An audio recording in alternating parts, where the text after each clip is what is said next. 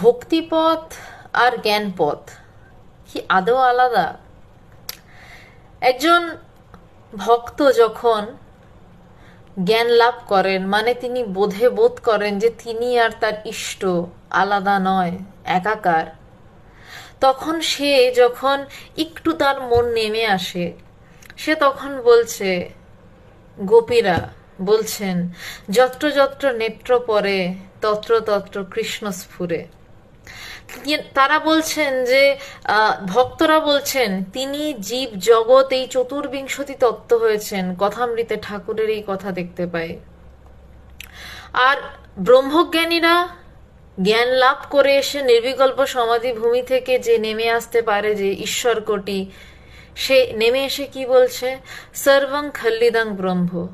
গোপীরা কি বলছেন, আবার বলছি, যত্র যত্র নেত্র পরে তত্র তত্র কৃষ্ণ স্ফুরে।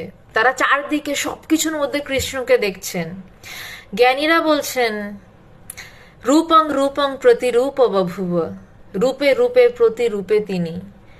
আলাদা কি জ্ঞান মার্গ ভক্তি মার্গ? তাই এসব নিয়ে মারামারি করে না তারা, যারা জানে যে পরম জ্ঞানই পরম ভক্তি। পরম জ্ঞান না হলে পরম ভক্তি হয় না, পরম ভক্তি না হলে পরম জ্ঞান হয় না। অসম্ভব।